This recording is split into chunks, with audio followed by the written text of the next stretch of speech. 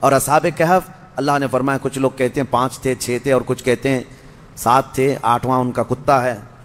اے محبوب آپ فرما دیں ان کی صحیح تعداد اللہ ہی کو معلوم ہے۔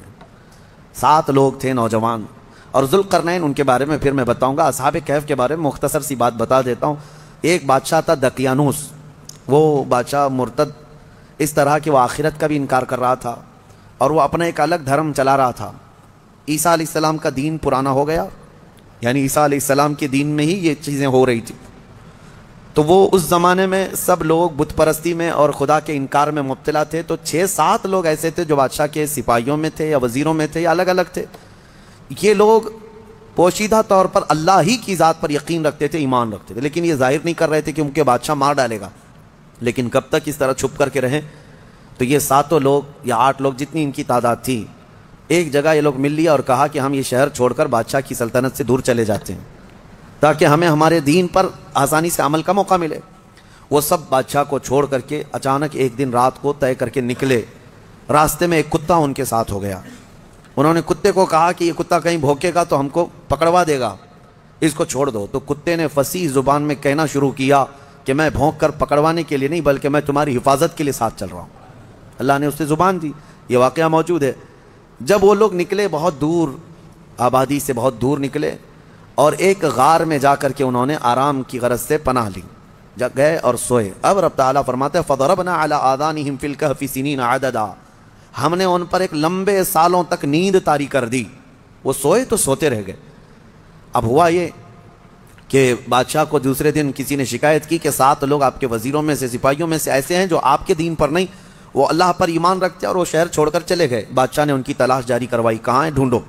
جب تلاش جاری ہوئی تو ایک چرواہے نے بتایا کہ ایک جگہ سے میں ان کو گزرتے ہوئے دیکھا، اس غار میں گئے۔ بادشاہ اپنے سپاہیوں کو حکم دیا کہ جاؤ اس غار میں دیکھو۔ دیکھا تو کچھ لوگ سوئے ہوئے تھے۔ بادشاہ نے کہا ان کی سزا یہ ہے کہ ان کے غار کے منہ پر دیوار بنا دو، ان کی قبر یہی ہو جائے، یہ باہر یہاں سے نہ نکل سکے۔ اس غار کے منہ کو دیوار چڑھا کر بند کر دیا گیا۔ یہ سزا تھی بادشاہ کی طرف سے کہ وہ میرے دین سے نکلے ہوئے لوگ ہیں۔ خیر سارے لوگ چلے گئے تو ایک چرواہے نے وہاں پر جو موجود تھا اس نے ان کی پوری تاریخ، ان کے نام لکھ دیے، یہ کون لوگ تھے، یہاں کیوں آئے تھے اور ان کے اوپر کیا سزا ہوئی۔ بات ہو گئی۔ یہ دقیانوس بادشاہ کا ظلم تھا، وہ لوگ چلے گئے۔ اب یہ لوگ سوتے رہے، قرآن میں ہے 309 سال تک سوتے رہے۔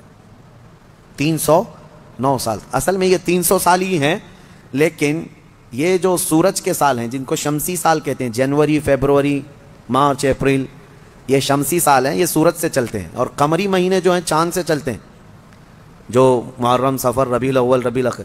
اس میں اور اس میں فرق کیا ہوتا ہے معلوم ہے؟ ہر 100 سال پہ 3 سال کا فرق آ جاتا ہے۔ ہر 100 سال پہ 3 سال کا فرق آ جاتا ہے، یعنی اسلامی مہینے کبھی 29 کے ہوتے ہیں، کبھی 30 کے، کبھی 2 مرتبہ 29 کے ہو گئے۔ یہ جو چاند والے مہینے ہیں ہم ان کو اسلامی مہینہ کہتے ہیں، اصل یہ چاند کے مہینے، چاند ایسے چلتے ہیں۔ اور باقی جو سورج سے چل رہے ہیں شمسی مہینے، جنوری، فیبروری، یہ فکس ہیں، ان میں کوئی چاند بھی دیکھنے کی ضرورت نہیں، سورج بھی دیکھنے کی ضرورت نہیں، وہ فکس ہیں۔ تو ان سالوں کے اعتبار سے جو شمسی سال اگر 100 سال ہو گئے تو قمری جو ہے نا 103 سال ہو جائیں گے۔ اس طرح 300 سال شمسی وہ اصحاب کہف سوتے رہے، لیکن قمری مہینوں کے اعتبار سے 309 سال ہو گئے، 9 سال ایکسٹرا۔ تو 309 سال کے بعد اللہ تعالیٰ نے دوبارہ کیسے ان کو اٹھایا؟ اب روایت میں یہ ہے کہ ایک بادشاہ آیا بیدروس، وہ اچھا بادشاہ تھا، منصف تھا، عادل تھا، ایمان والا تھا۔ اس نے اپنی قوم کو ہدایت دینے کی بہت کوشش کی، سمجھا رہا تھا کہ آخرت پر ایمان لاؤ، اللہ دوبارہ موت کے بعد اٹھانے والا ہے۔ لوگ انکار کرتے تھے کہ کچھ نہیں ہوتا، مرنے کے بعد جو ہے نا جیسے جلا کر کے راکھ کر دیے، استھیاں بہا دیا گنگا میں، اب کوئی آنے والا نہیں ہے۔ یہی عقیدہ تھا اس وقت بھی تھا کہ کوئی دوبارہ اٹھائے نہیں جائے۔ عجیب بات ہے، جلا کر راکھ کر کے دریا میں بہاتے ہیں اور کہتے ہیں کہ حساب کتاب کچھ نہیں ہوگا، لیکن پرن جنم کا عقیدہ رکھتے ہیں، نہیں دوسرے جنم میں چوہا بلی ہو کے پیدا ہو سکتا ہے، کتا بھی بن کے پیدا ہو سکتا ہے۔ اچھے گن کیا تھا تو کچھ اچھا بن کے پیدا ہوگا، اب برے گن کیا تھا تو دوسرے جنم میں پتہ نہیں کیا بن کے پیدا ہوگا۔ اب یہ جتنے حکومت میں بیٹھے ہم دیکھتے ہیں کیا بن کے پیدا ہوں گے ان کے حساب سے۔ ہمارا عقیدہ تو نہیں ہے، ہمارے ہاں ایک بار موت کے بعد دوبارہ قیامت کے دن ہی اٹھایا جائے گا، قیامت کے دن ہی دوبارہ اٹھایا جائے۔ اس کا انکار کر رہے تھے لوگ کہ دوبارہ اٹھایا نہیں جائے گا۔ تو بیدروس بادشاہ اللہ کی بارگاہ میں دعا کر رہا تھا، مولا کوئی ایسی نشانی بتا دے کہ جس نشانی کو دیکھ کر کے یہ قوم ایمان لے آئے۔ تو اس بادشاہ کی دعا پر اصحاب کہف جو 300 سال سے سو رہے تھے، اللہ نے ان کو دوبارہ اٹھایا. وہ اٹھے، انہوں نے آپس میں ایک دوسرے کو سوال کیا کہ ہم کتنے دن کب سے یہاں سو رہے ہیں. کسی ساتھی نے کہا صبح آئے تھے، دوپہر ہو گئی ہے. کسی نے کہا نہیں تھوڑا زیادہ سو لیے. بعد میں پھر انہوں نے اپنی نشانیاں دیکھی، ناخن بہت بڑے، بال الگ سے دکھ رہے ہیں. انہوں نے کہا کچھ تو معاملہ ہے، اللہ بہتر جانتا ہے ہم کتنے دن یہاں ٹھہرے رہے. ایمان والے تھے. ان ساتھیوں نے ایک اپنے ساتھی کو پیسے دے کر کے بازار بھیجا کہ بھوک بہت لگی ہے، کھانا لے آؤ. دیکھیں اللہ دوبارہ زندہ کر رہا ہے تو کھانے کی بھوک بھی ہے. انہیں بھیجا اور اس کو یہ کہہ کر کے بھیجا کہ خبردار کوئی بھی تمہارے اوپر نظر نہ ڈالے بادشاہ کی پولیس، کہ اگر وہ بادشاہ کو پتہ چل گیا تو ہم سب کو گرفتار کر لے گا. وہ 300 سال پہلے کی بات بول رہے ہیں. اس اپنے ساتھی کو بھیجا اور وہ چھپتے چھپتے شہر میں آیا اور کھانا لیا. کھانا لے کر کے اس نے پیسے دیا تو دکان والے نے دیکھا پیسے یہ کون سے 300 سال پہلے کے پیسے. ظاہر سی بات ہے حکومتیں بدلتی ہیں، سکے بدل جاتے ہیں. اس کی تو سب سے بہترین مثال ہمارے زمانے میں دیکھ لیا. آپ لوگوں کو تو یہ سب سمجھانے کی ضرورت نہیں، پرانی 500 کی نوٹ کہاں ہیں، 1000 کی نوٹ کہاں ہیں. حکومتیں جب چاہیں ڈی مونیٹائزیشن کرتی رہتی ہیں. بہرحال تو وہ سکے جو ہے دیکھ کر کے دکان والے نے پوچھا تھا اچھا وہ چاندی اور سونے کے ہوا کرتے تھے. پوچھا کہ یہ تمہارے ہاتھ کہاں سے آئے؟ کہا یہ میرے اپنے پیسے ہیں. دکان والا امانت دار تھا، اس نے دکان میں کھڑا کیا اور جا کے پولیس کو خبر کر دیا. پولیس کو خبر کر دیا اور کہا کہ میرے پاس ایک ایسا آدمی آیا ہے، لگتا ہے اس کے ہاتھ میں کوئی پرانا خزانہ ہاتھ میں آیا ہے، لہذا اسی لیے میں آ کر کے تم کو خبر دے رہا ہوں. اس زمانے کا کوئی بہترین ٹپر ہوگا وہ. جا کر کے پولیس کو پہلے سے ٹپ دے دیا. ہیں بہت سارے لوگ. اور مجھے تو افسوس اس بات کا ہوتا ہے کہ ہم پر یہ بلیم بھی کرتے ہیں کچھ بڑے لوگ کہ آپ کے محلے ٹپروں سے بھرے ہوئے ہیں.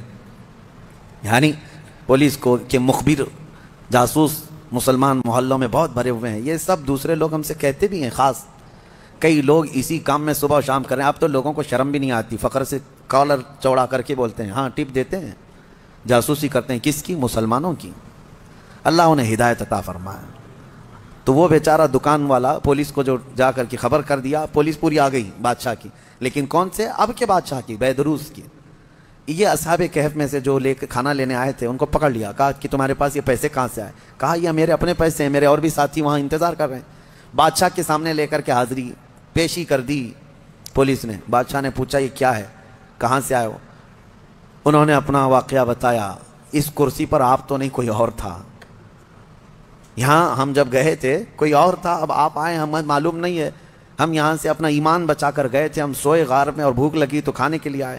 بیدروس کو معلوم تھا کہ ایک دقیانوس بادشاہ کے ظلم سے کچھ لوگ شہر چھوڑ کر گئے تھے اور ان کے غار پر دیوار بنا کر ان کی قبر بنا دی گئی تھی.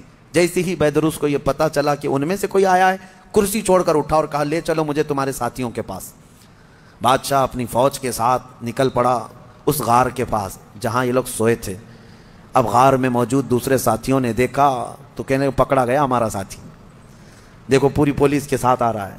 لیکن جب بادشاہ آیا دیکھا ان اصحاب کہف کو، دیوار پر ان کی پوری تاریخ بھی موجود ہے اور یہ زندہ سلامت بیٹھے ہوئے ہیں. سارے بادشاہ کے ساتھ پوری قوم جتنی تھی سب کے سب اللہ کی بارگاہ میں سجدے میں گر گئے کہ ہم ایمان لاتے ہیں مولا تو قادر مطلق ہے. 300 سال کی نیند کے بعد کسی بھی انسان کو جب اٹھا سکتا ہے تو مرے ہوئے راکھ میں گئے ہوئے انسان کو بھی اٹھانے پر اللہ تو قدرت رکھتا ہے.